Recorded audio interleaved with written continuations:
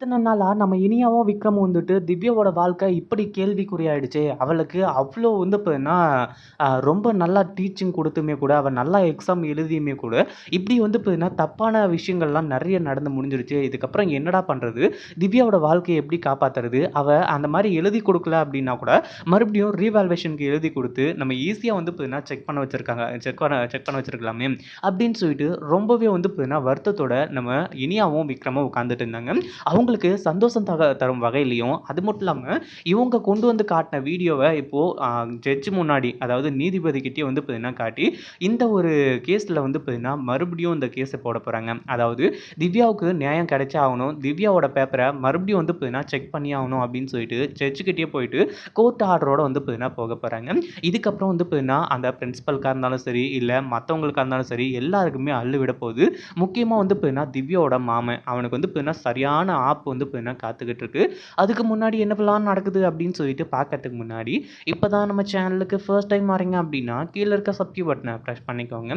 இப்போ நம்ம இனியாவ பார்க்கறதுக்காக அவங்க 2 பேரும் வந்தது, நம்ம இனியாவுக்கு ரொம்பவே சந்தோஷம். அது மட்டும் இல்லாம இனியா சொல்றாங்க, எனக்கு என்ன பண்றதுன்னே தெரியல. அது மட்டும் இல்லாம இங்க வந்து பார்த்தீங்கன்னா, திவ்யாவோட வாழ்க்கை எப்படியாச்சும் வந்து பார்த்தீங்கன்னா முன்னேத்திடலாம்னு சொல்லிட்டு நானும் நெனச்சேன். ஆனா நீங்க வந்து பார்த்தீங்கன்னா, அந்த சைன், இந்த சைன் வந்து பார்த்தீங்கன்னா போட்டு என்னோட மனச ரொம்ப நோகடிச்சுட்டீங்க. இருந்தாலும் என்ன பண்றது? திவ்யாவோட தலையில என்ன எழுதியிருக்கோ அதுதான் நடக்கும். அப்படி இப்படின்ற மாரி வந்து சொல்லிட்டு இருக்கும்போது தான், அவங்க அக்கா இருந்துட்டு அந்த ஒரு வீடியோ எவிடன்ஸ வெளிய எடுக்குறாங்க. அன்னைக்கு நடந்தத கொஞ்சம் நான் வீடியோ எடுத்து வச்சிருக்கேன். அத பார்த்தீங்கன்னா உங்களுக்கே நல்லாவே புரியும். அப்படின்ற மாரி வந்து சொல்லிட்டு, அந்த ஒரு வீடியோவ காட்டுனதுக்கு அப்புறமா, இது போதும். இனிமே வந்து பார்த்தீங்கன்னா, நீங்க திவ்யாவ பத்தின கவலைய விடுங்க. அப்படின்ற மாரி வந்து சொல்லிட்டு, விக்ரம் கிட்டயும் அந்த வீடியோ எவிடன்ஸ காட்ட ஆரம்பிச்சுறாங்க. அத பார்த்ததுக்கு அப்புறமா விக்ரம் வந்துட்டு, "இனியா இது போதும் இனியா. இத வந்து பார்த்தீங்கன்னா நான் நேரா போயிட்டு அதாவது ஏற்கனவே நீதிபதி ஜட்ஜ் ஐயாவுக்கு வந்து பார்த்தீங்கன்னா, எனக்கும் நல்ல பழக்கம். இப்ப கூட வந்து பார்த்தீங்கன்னா, ஒரு கேஸ்ல இந்த தீனதயாளன வந்து புடிச்சு குடுத்துட்டு வந்தோம் இல்லையா? அதுல இன்னும் வந்து பார்த்தீங்கன்னா, அவர் க்ளோஸ் ஆயிட்டாரு. இந்த ஒரு வீடியோவ கொண்டு போயி, நான் கோர்ட் ஆர்டரோட வந்து பார்த்தீங்கன்னா வரேன். நீ எத பத்தியும் கவலைப்படாத அப்படின்னு சொல்லிட்டு, நம்ம இனியா கிட்ட வந்து பார்த்தீங்கன்னா சொல்ல ஆரம்பிச்சுறாங்க. விக்ரம் நானும் அத தான் சொல்லணும்னு நெனச்சேன். எப்படியாச்சும் வந்து பார்த்தீங்கன்னா, திவ்யாவுக்கு ஒரு நல்ல விஷயம் நடக்கணும்.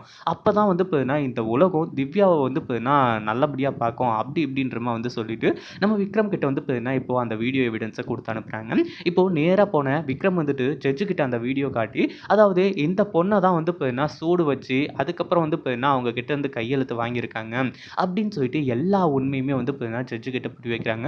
ஜட்ஜும் வந்து பார்த்தீங்கன்னா, அந்த வீடியோவ ஓட்டி, ஓட்டி பார்க்குறாங்க. அத பார்த்ததுக்கு அப்புறமா தான் ஒரு முடிவுக்கே வராரு. அதாவது இங்க வந்து பார்த்தீங்கன்னா, இந்த ஒரு அதாவது அந்த பிரின்சிபலோ, இல்ல அவங்க தான் வந்து பார்த்தீங்கன்னா, இந்த பொண்ணோட பேப்பர வந்து பார்த்தீங்கன்னா, ரீவாலுவேஷன் பண்ணக்கூடாது அப்படின்றதுக்காக, இப்படி வந்து பார்த்தீங்கன்னா, இது வந்து கையெழுத்து வாங்கியிருக்காங்க அப்படின்ற ஒண்ண தெரிஞ்சுக்கிட்டு, அடுத்ததா கோர்ட் ஆர்டர் அதாவது ஜட்ஜ வந்து பார்த்தீங்கன்னா, ஆர்டர் போடப் போறாரு. இந்த பொண்ணோட பேப்பர மறுபடியும் ரீவாலுவேஷன் பண்ணணும்னு சொல்லிட்டு, இப்போ தான் வந்து பார்த்தீங்கன்னா, நம்ம இனியா, விக்ரம், அதுக்கப்புறம் திவ்யா, திவ்யாவோட அக்கா எல்லாருமே வந்து பார்த்தீங்கன்னா, பயங்கரமா சந்தோஷப்படப் போறாங்க. இத பத்தி நீங்க என்ன நினைக்கிறீங்க? அந்த வீடியோ பிடிச்சிருந்தா லைக் பண்ணுங்க, ஷேர் பண்ணுங்க. இப்ப தான் நம்ம சேனலுக்கு ஃபர்ஸ்ட் டைம் வரீங்க அப்படின்னா, சப்ஸ்கிரைப் பண்ணிக்கோங்க.